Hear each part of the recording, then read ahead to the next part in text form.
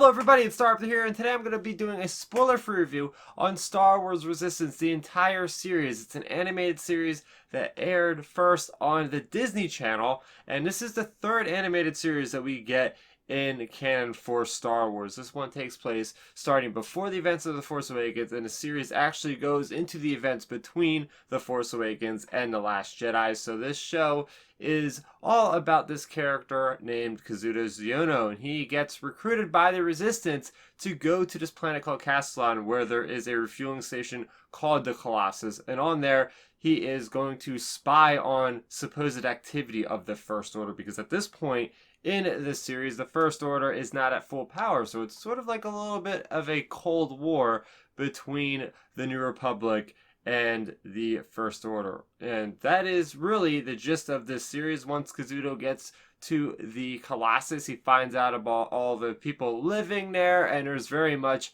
a racing kind of circuit going on for these people to pass the time in. And he's a very good pilot, but he is also very clumsy, and along the way he comes across many characters that are brand new to Star Wars and many characters that we know from Star Wars, and that is really the crux of this series, is really starting a resistance from nothing. So talking about the things I like about Star Wars Resistance, first off is the interesting characters, like I just mentioned about Kazuda Xiono. Very clumsy, but throughout this series he does get a little bit more under control, and he does start getting some leadership qualities about him. There's also another character named Tamra Vora, who is an engineer that works for Team Fireball, which Kazuda ends up being part of, and she's very much a character that goes through what I think of as the best story arc of any characters in this series. We also have the character of Niku, who is the sidekick of Kaz. We also have the mentor leader Yeager, who is an old ex-rebel soldier. And we have also characters such as Commander Pyre and Vonreg, who are the First Order antagonizers in this series. Also, the first thing you're going to notice about this series is it looks way different than the prior series of Star Wars Rebels and Star Wars The Clone Wars, because they go for more an anime kind of style for this series. So the colors really bounce out. They really pop out, especially in this first season when we're on Castellon. The blues of the aqua, the ocean, everything is just very bright, and that kind of gives you the tone for this series. As I mentioned before, it is on the Disney Channel, so it's a little bit more lighthearted than what you guys are probably expected from watching, or used to from watching Rebels and watching Clone Wars, but there are moments in this series that do go very, very dark. Also, a big aspect of the show is the action. So we have some spying around, lurking around, but we also have lots of dogfights, lots of racing around. Like I said, a lot of the culture around the Colossus is built up around these races, sort of like the next generation of pod races, because now you're flying through hoops. But there's also plenty of action with these pirates that have all these cobbled together ships, which look really cool, by the way. So there is a big connection between, the movies and this particular series. Pretty good connection, actually, and you do have characters such as Poe Dameron being voiced by the movie star Oscar Isaac, as well as Gwendolyn Christie voicing the character of Captain Phasma. So you do see a lot of connective tissue, and that's what I really like about the series.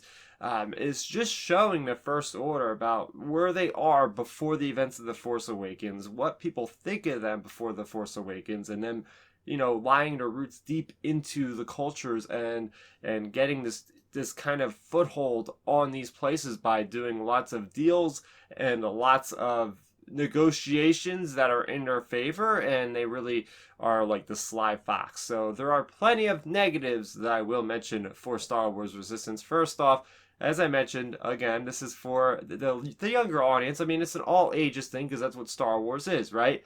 But there's too many comedic things that I think just fell flat for me personally. So just a lot of things like Kaz tripping over different things and just being absolutely idiotic at points. I just didn't really dig that a whole lot. And most of my gripes for Star Wars Resistance actually reside in the second season. And it's unfortunate that the series only had 2 seasons, because it definitely seemed like there was room to go past that, even though there was about a year gap between The Last Jedi and The Rise of Skywalker. Season 2 definitely left off closer to The Last Jedi, so there's still plenty of room to tell stories.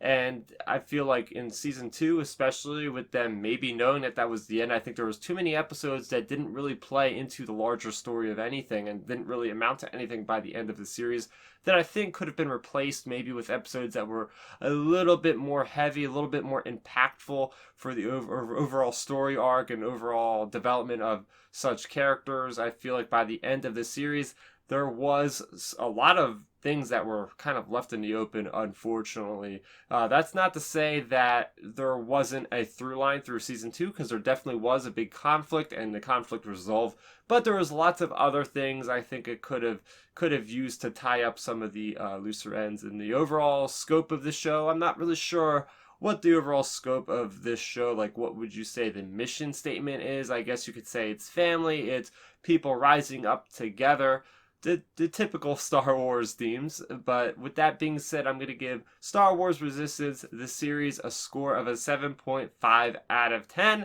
So I will say not everybody's going to love this show. It's just the way it is. I personally really enjoyed the ride from season 1, season 2. It does have lots of cool interplay between the First Order and the people of the galaxy, and getting a look at different corners of the galaxy during this time era that we haven't had any sort of animation at all.